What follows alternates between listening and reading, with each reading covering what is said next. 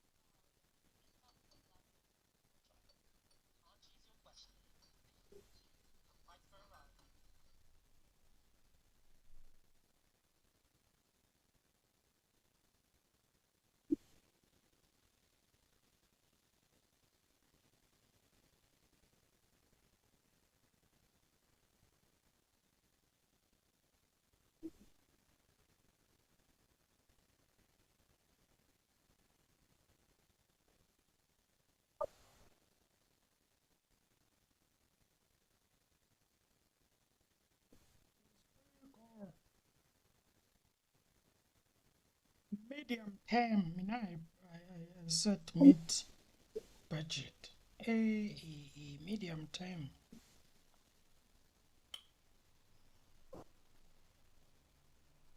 1, 2, 1, 2.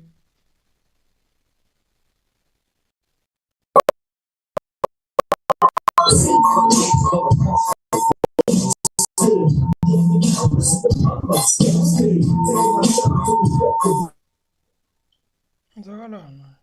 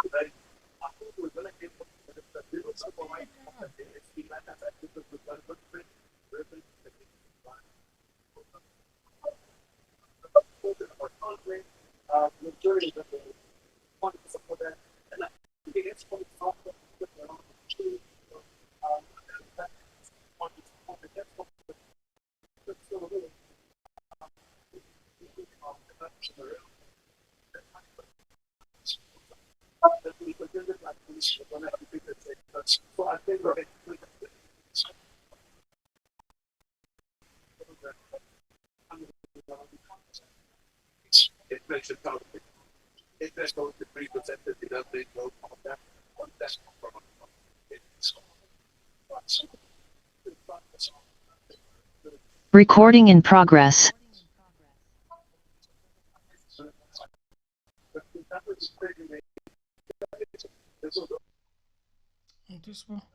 So how much does it actually take to start trading? 1,000? Nope. When I started a month ago, I had $20. That's it.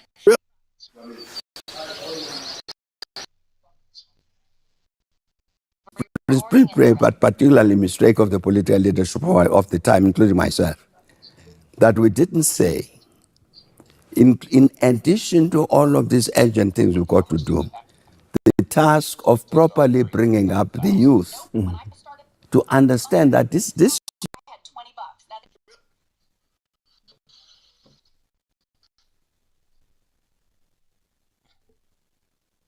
Right.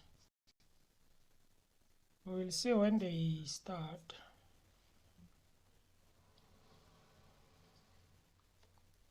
We will see when they start. to understand that this Why am I half here?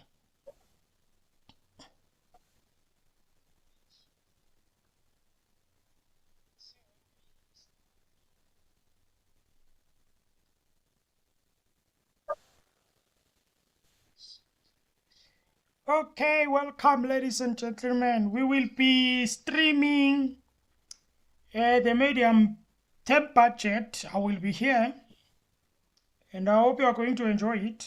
And if you do, you can like Madam the video. Speaker. Please like. There you go. Madam Speaker. Welcome, guys. Let's get into it, and I hope you enjoy this. Like when you get here. Please like when you get here. Please like. Appreciate that. Okay? Let's get to it. There'll now be a moment of silent prayer or meditation.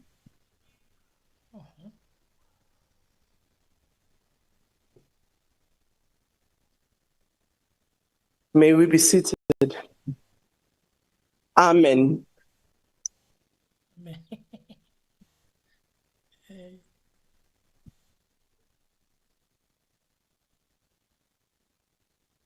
Order, honorable members. Order. Honorable members, can you please be seated? Find your seats.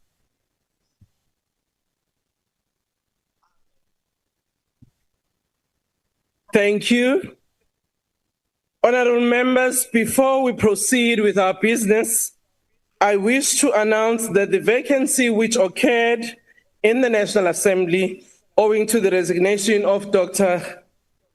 S.M. Dlomo has been filled by nomination of Ms. D.R. Ntuli with effect from 7 November 2025.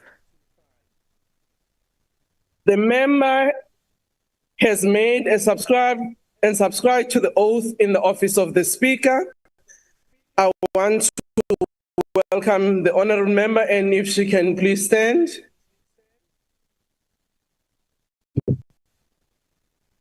Thank you very much. You are most welcome. I will now ask the Secretary to read the first to the third orders together. Medium-term budget policy statement. Introduction, Adjustments Appropriation Bill. Introduction, Taxation Laws Amendment Bill. I now recognize the Honorable Minister of Finance. Medium-term budget policy statement. Introduction, Adjustments. What is going on?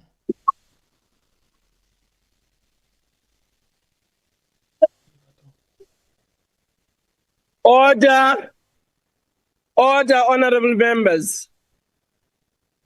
Honorable members, we are here to receive from the Minister of Finance the tabling of the medium-term budget policy statement and the introduction of the Adjustment Appropriation Bill and the introduction of the Taxation Laws Amendment Bill.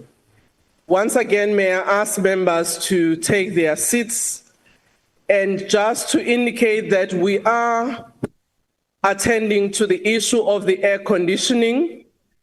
I can see that it's not the private sun that members may be having, some of you. Yes, Mr. President, there is a private sun for some of us, but it's not that, it's just the heat. That's why even our gentlemen are going on. So,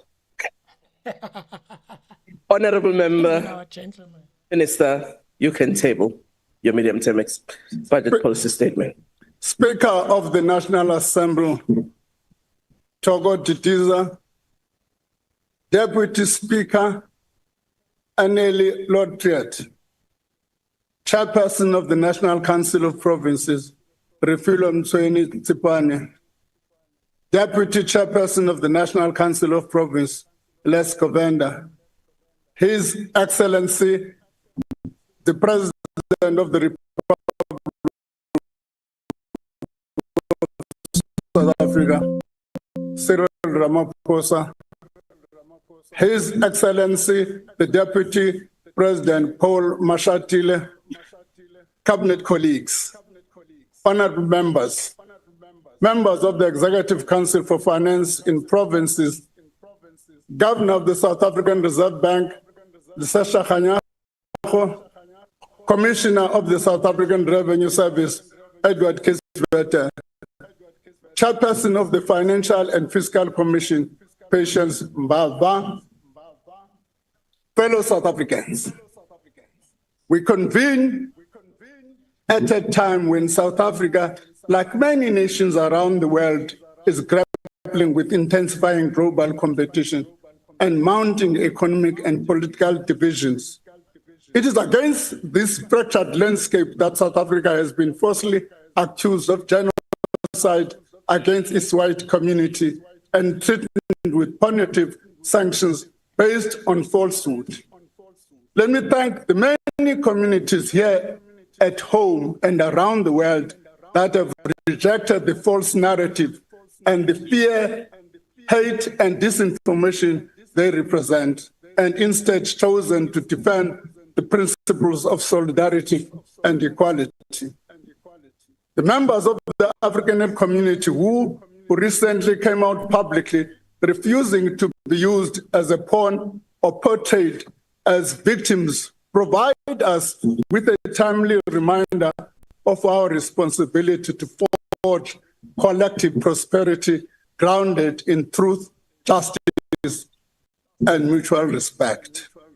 They made the call not in our name. And that, to me, was an important patriotic call. Madam Speaker, it is in this spirit that I table the following documents before this House.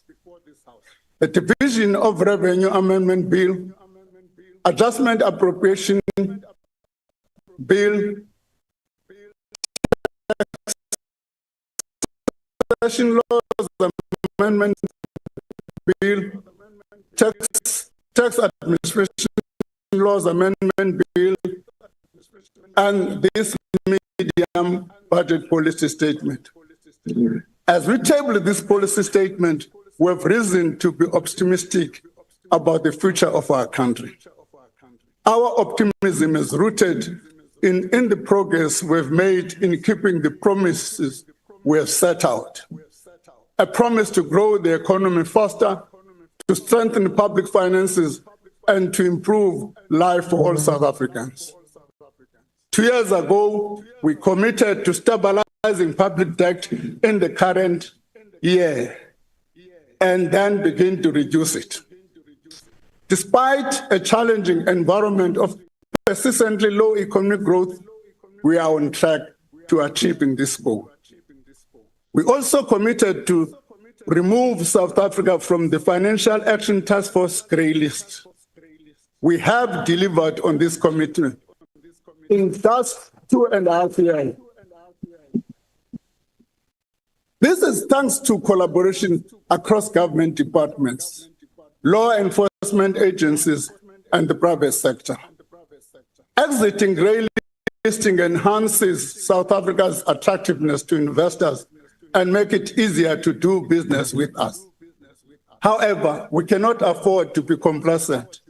FATF's next mutual evaluation of South Africa begins in the first half of 2026. We must continue to tackle money laundering and terrorism financing to stay off the grey list. Honourable members, we also promise to use our presidency of the first African G20 to firmly place Africa on the global agenda. As we approach the final stretch of our presidency, we have successfully concluded meetings of the G20 finance ministers and central bank governors, brokering critical consensus for the continent's development.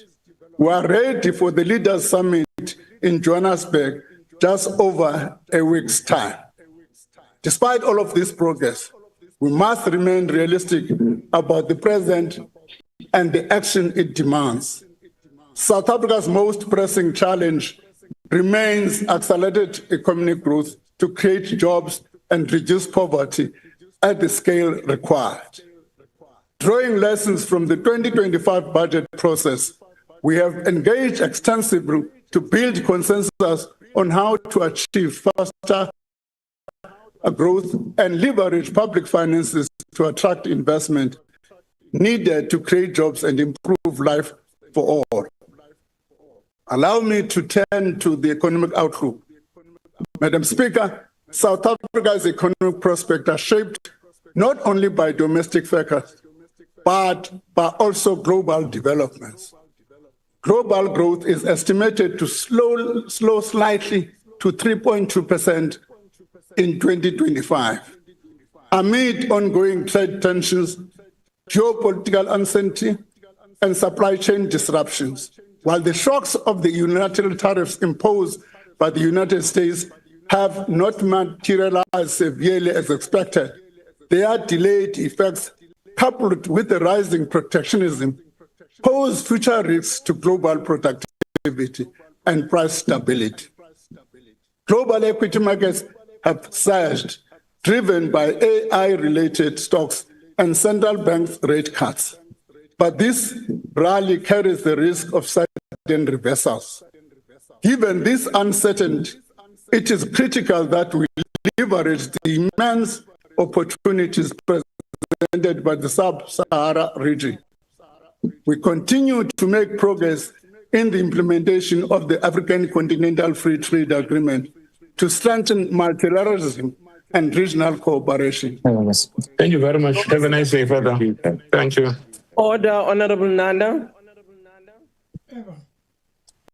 Domestically, we forecast real GDP growth at 1.2% for 2025, more than double the economic growth in 2024. We now forecast real GDP growth will average 1.8% between 2026 and 2028. Madam Speaker, the structural reforms we have embarked on, particularly in the energy and logistics, will be key to lifting our rate of growth closer to levels demanded by our developmental needs. Our strategy for faster growth and healthier finances continues to be anchored on 4 pillars. The first is maintaining macroeconomic stability. The second is implementing structural reforms. The third is building state capability. And the fourth, supporting growth-enhancing infrastructure. Madam Speaker, faster economic growth requires effective macroeconomic management. Over the past year, National Treasury and the Reserve Bank have jointly assessed the impact of a lower target on our economy and the fiscal framework. This work has now been concluded, and recommends a revision to the target to strengthen the framework and enhance price stability by better anchoring inflation expectations and aligning South Africa to international best practice. Today, I announce a new inflation target for South Africa of 3% with a 1% point tolerance band. This decision follows agreement between the governor of the South African Reserve Bank and my consultation with the President and Cabinet. The 1 percentage point band provides flexibility to accommodate unexpected inflationary shocks. This new target immediately replaces the previous target range between 3% and 6% and will be implemented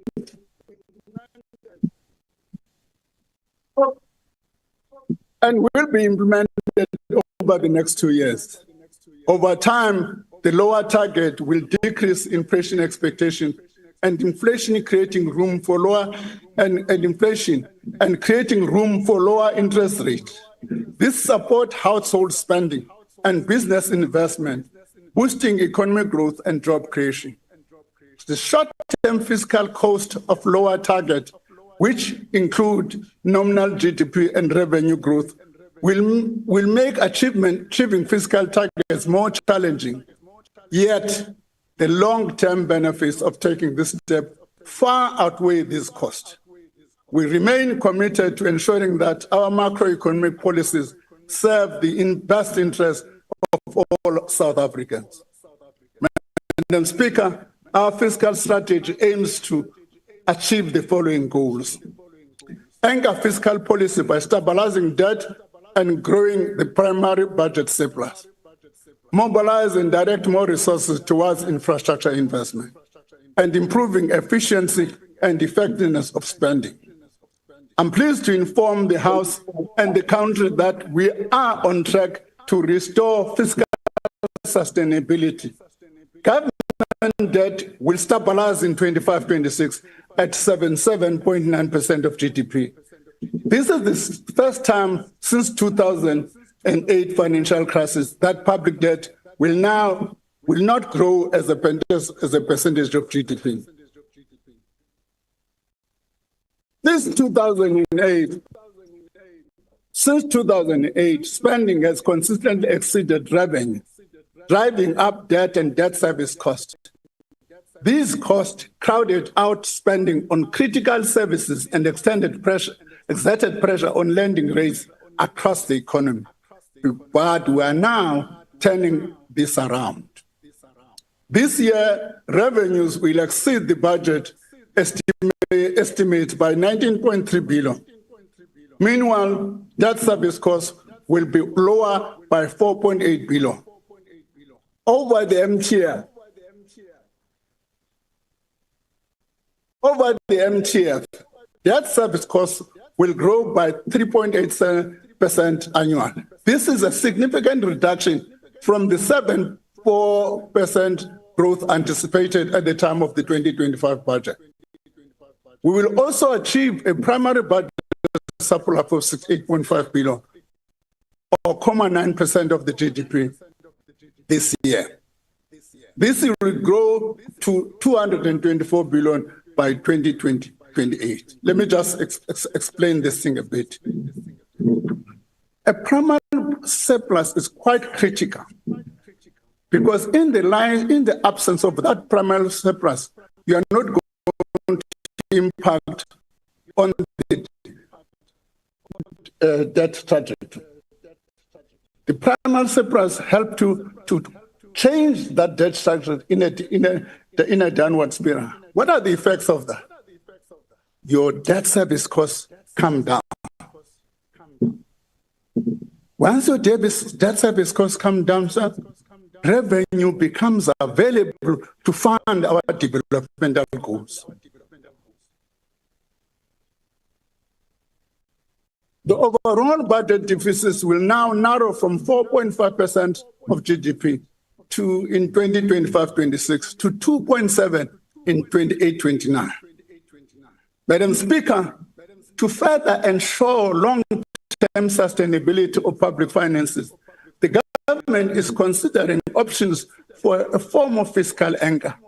We're exploring what we call a principle-led approach that provides for a clear parliamentary oversight, stronger reporting on fiscal risk, and transparency on distributional impacts.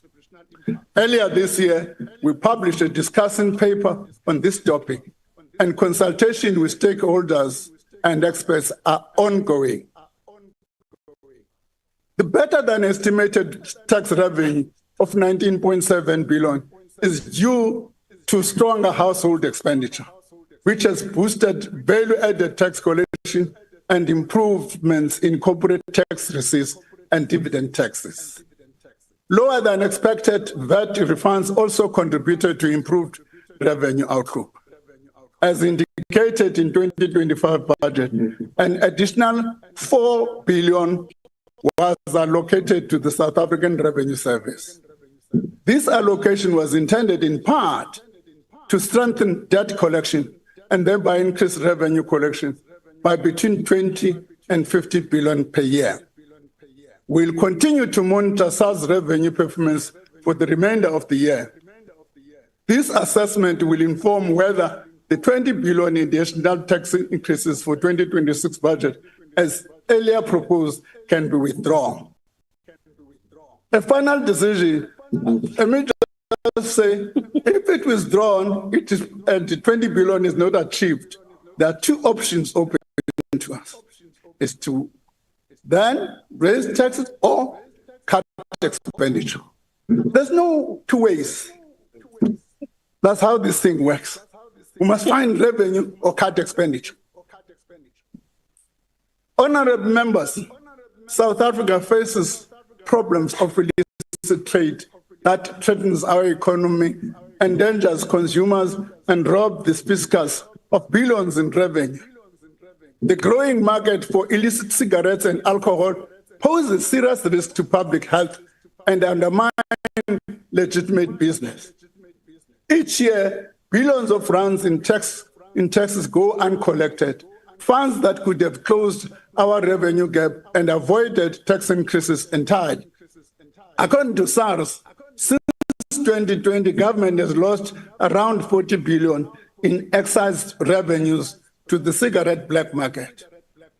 This same is true for illicit alcohol and fuel. Government is clamping down on this illegal trade. And in the last 6 months, SARS suspended 3 licenses for non-compliant tobacco production.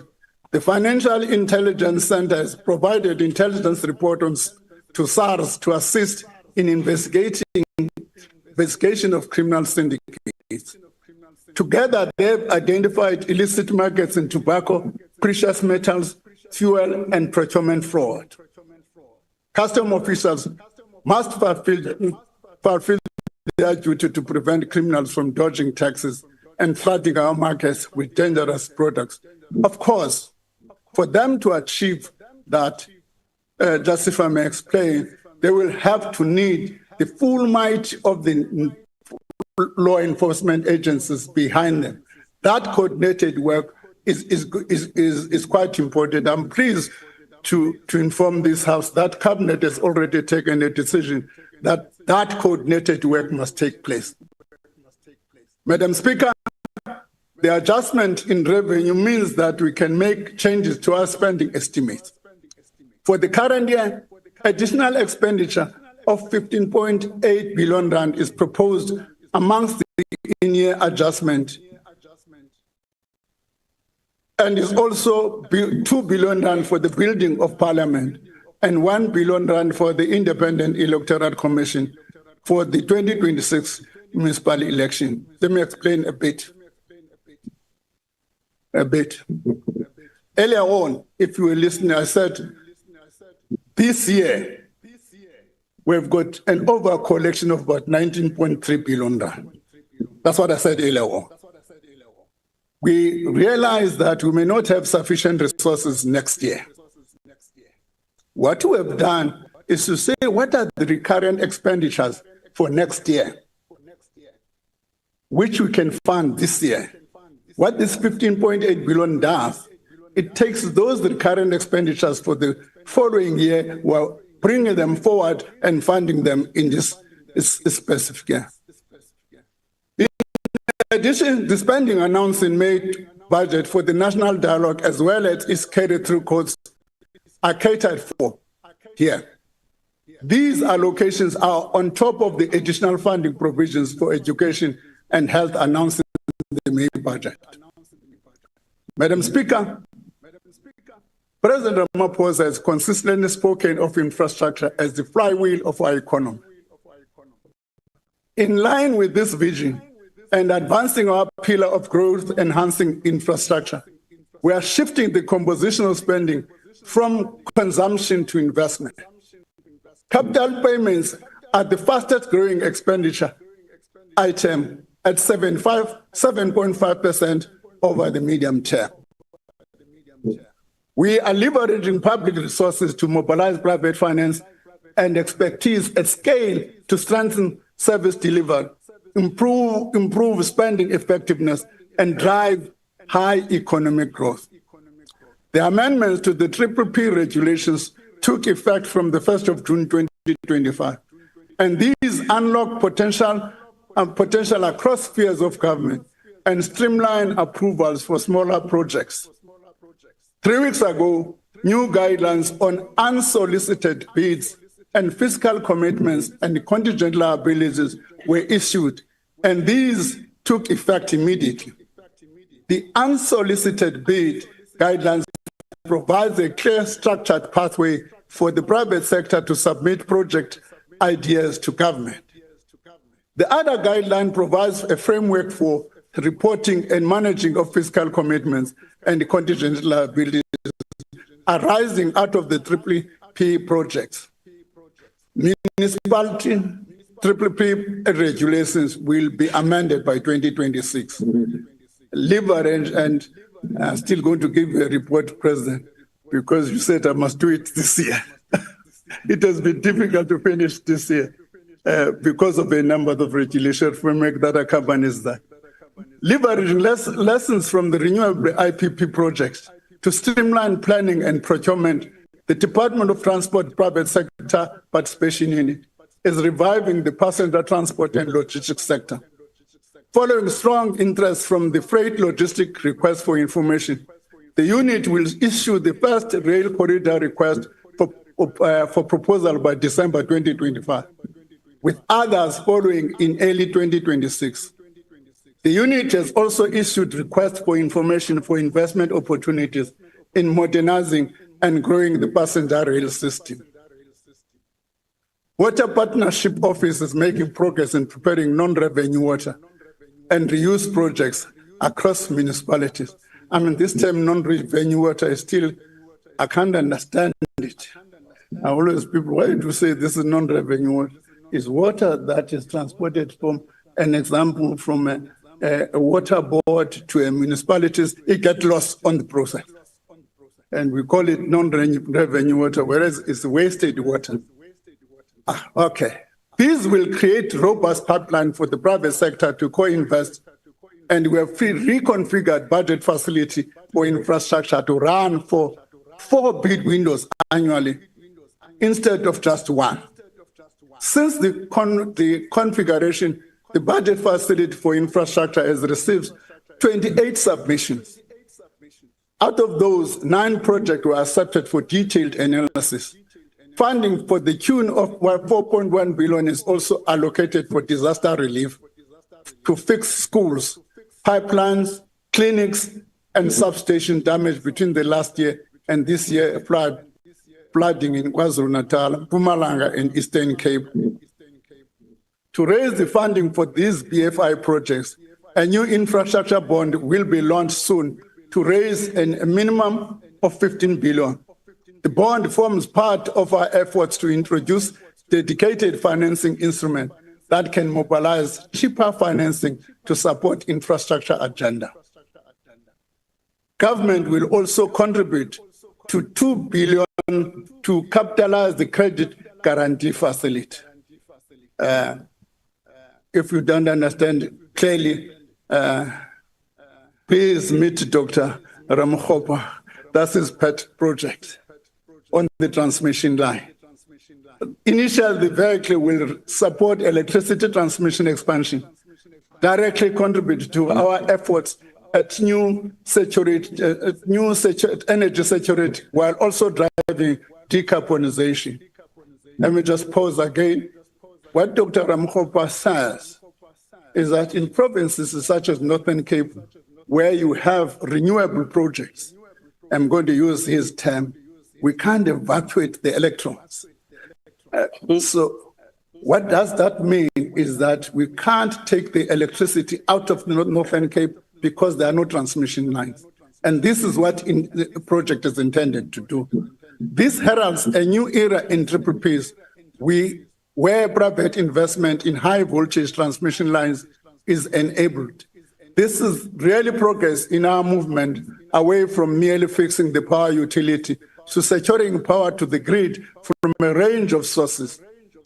This is a key and innovative part of infrastructure reforms developed with international partners to de-risk private investment without state guarantees.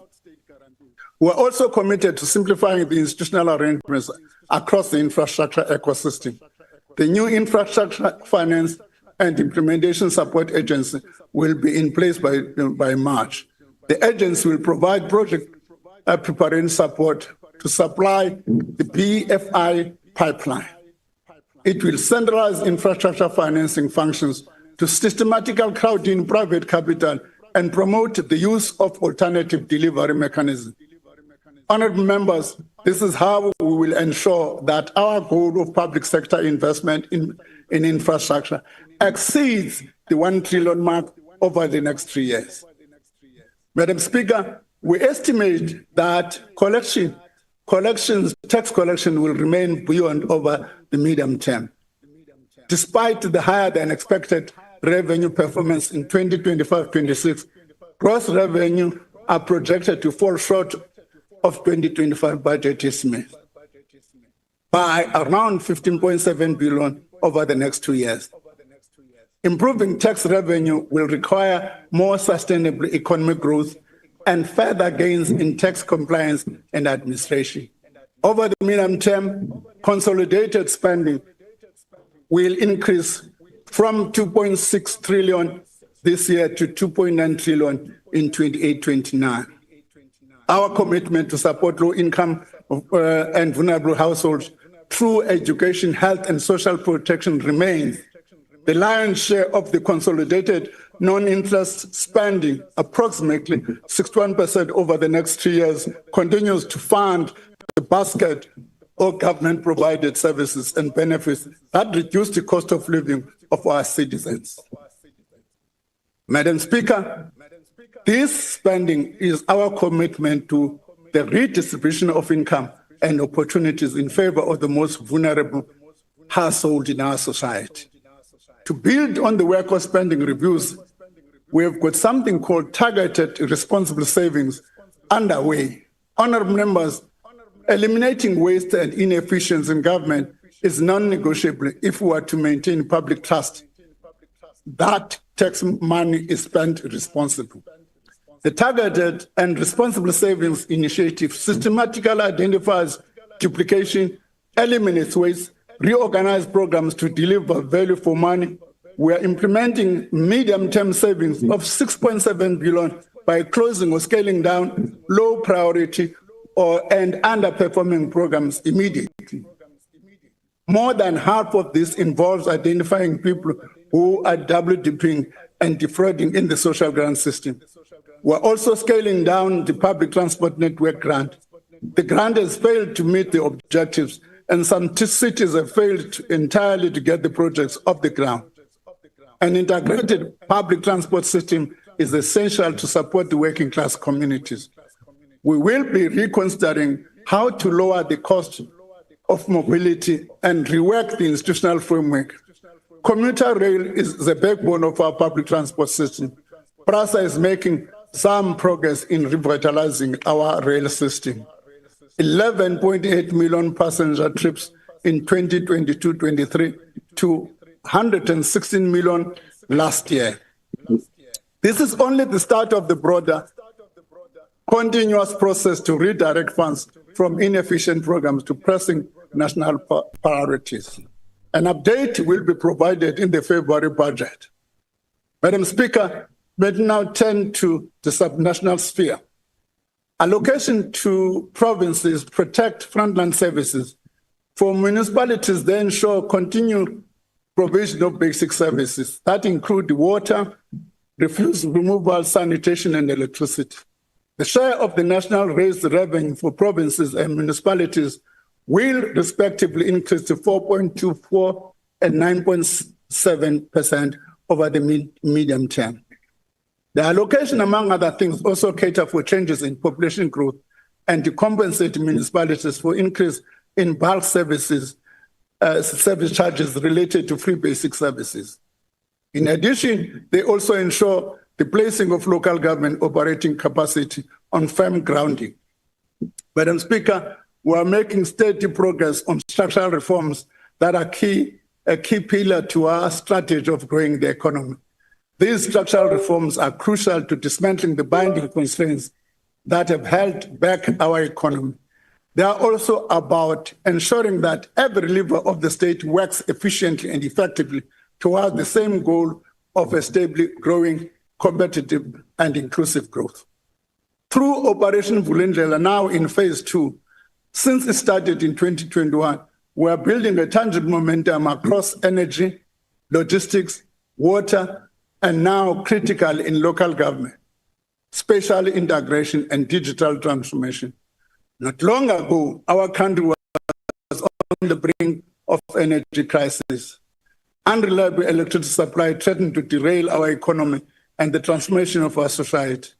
I'm pleased to say that we have avoided that scenario, and instead we have begun a march towards reliable supply of energy. Load shedding has come down significantly. Through focused and targeted interventions led by Operation Vulindlela, we are transforming the sector. We are building competitive wholesale market that gives investors certainty. The National Transmission Company has now applied for its market operator license. We are investing in new capacity and alternative sources. More than 2,220 megawatts of solar, wind, and battery projects are in development, with 720 megawatts at advanced stage. Eskom has added 800 megawatts from Kusile Unit 6 and is showing signs of operational and financial improvements. The movement of freight within the country faced serious challenges, resulting in traffic congestion as the transport of goods shifted from rail. This led to an overall decline in the volume of goods and export transited. Reforms in freight logistics are again in gaining speed. 11 private train operators now have slots on 41 routes across 6 corridors. Port efficiency is improving, with vessel waiting time down from 75%, while container handling is faster, with Durban Pier 2 welcoming private operators. We expect to unlock 200 billion in investment over the next 5 years. These much-needed reforms in logistics will increase the volume of rail freight, reduce port congestion, improve the country's economic performance. Water security is a quick constraint. We are moving faster to provide legislative certainty, clarity that will stabilize the sector. The Water Service Amendment Bill clarifies institutional rule, which will, while the National Water Resource Infrastructure Agency launches in April 2026. We're also ensuring that investment in water infrastructure addresses the problem of maintenance and old infrastructure. To attract skills, investment, and tourism, we have modernized our visa system by clearing 300,000 backlog. These reforms demonstrate we have and are creating space for private sector investment and building infrastructure. And as Speaker, municipalities are at the forefront of providing essential services. However, many are fraught with capacity constraints that hinder their ability to deal with allocated budgets into reliable services. It is for this reason that several reforms have been introduced to urgently remedy this untenable situation. Let me just give and again highlight a particular example. Minister Hlabisa will tell you, as we are allocating the emergency relief for disaster this year, we were also allocating to municipalities that were allocated last year, who have not been able to spend last year's allocation. That's the kind of constraint we need to attend to. We are piloting utility reform program to stabilize and professionalize water and electricity businesses in a few municipalities in Mpumalanga. To address persistent underspending and capacity constraints at the local level, we are reforming the municipal infrastructure grant. Where municipalities show persistent failure, delivery will shift to an indirect model through agencies such as like MISA and DBSA, coupled with time-bound capability plans aimed at restoring direct funding. We're seeing encouraging progress in metro trading service reform. Over the 2026 budget, 19.3 billion rand has been reallocated towards this reform in line with council-approved improvement plan. Financial sustainability is improving through better billing, tight credit controls, cost-reflective tariffs with indigent protection, and co-funding crowding in concessional and commercial finance. Today, we launch a government's first procurement payment dashboard using data for the basic accounting system. The dashboard is available on the National Treasury e-tender website, showing the payments made to suppliers by most national and provincial government as captured on our payment system. This represents a massive step forward in procurement transparency. The dashboard will identify inefficiencies, anomalies, and uncovering opportunities for consolidation. It also enables analysis of procurement expenditure and the suppliers that do business with state, give citizens, academic and civil society the ability to hold departments accountable, supporting efforts to fight corruption and fraud. Let me just illustrate this point.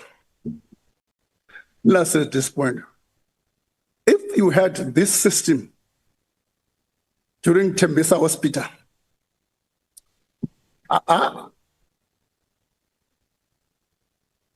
what Order, honorable members. Let's allow the minister to make his example. Order. What the system does.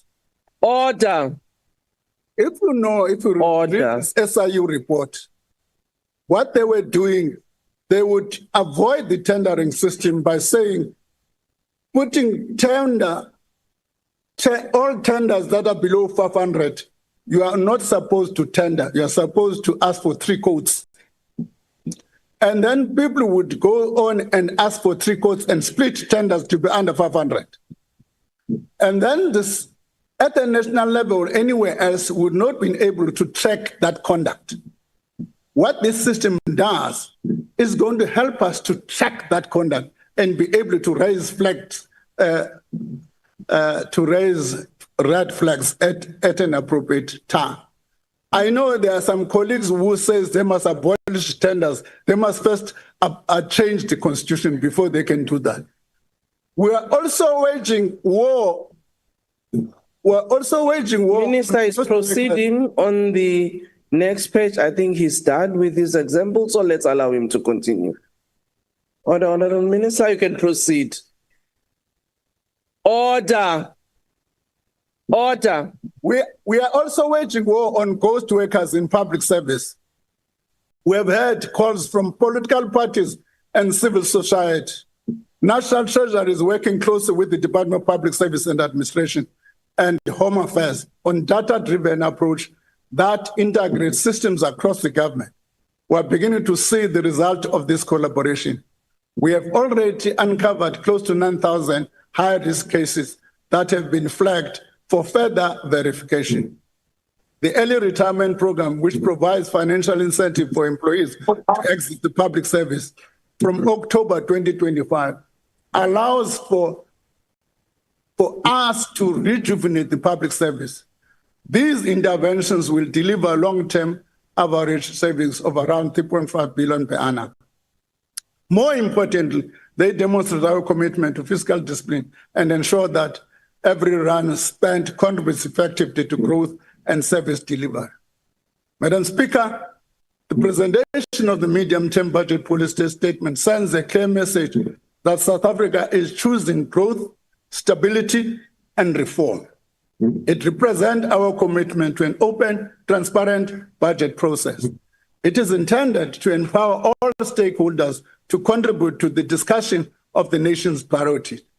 It makes transparent the budget framework through which the government seeks to achieve the nation's social and economic development. We will use our collective efforts to increase the pace and scale of tackling unemployment and building stronger economy. Speaker, as I close, allow me to express my deepest gratitude to the President, as usual, and the Deputy President for the Council of their support and for their leadership. Thank you all to the Deputy Ministers of Finance and the excellent National Treasury team led by the Director General.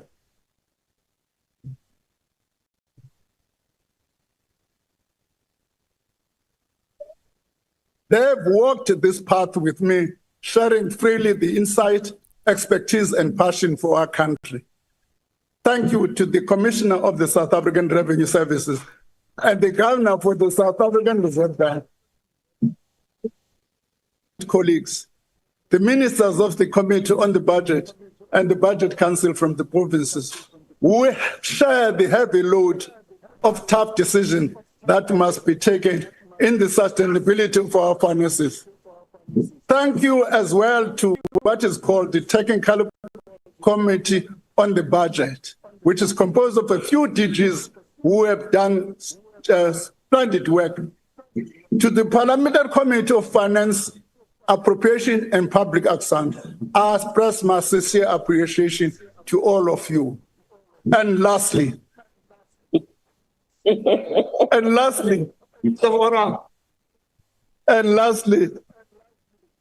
Umam Chawe and the family in general for understanding.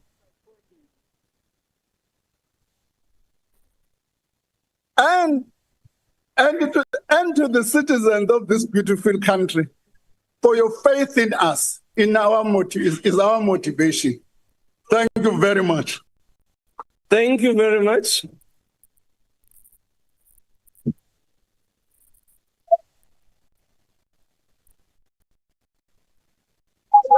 I don't know what you think about that. Okay, so the best thing you can do for yourself right now, it's very simple. You just Order, watch honorable members. the speech again so that you can take it bit by bit. Order. And actually take the points that you think that are very important. Order. And then you can just Honorable members. on that, you know. But that's what it is, guys. I thank the honorable minister. That's how it went. Okay. We will see Order. what the analysts and Honorable Minister, all the people that are going to be interested. You can take your seat so that I thank you properly. To be talking about and what they're going to say. I want to thank you for your presentation. Enjoyed the video, guys. Hope you enjoyed the live.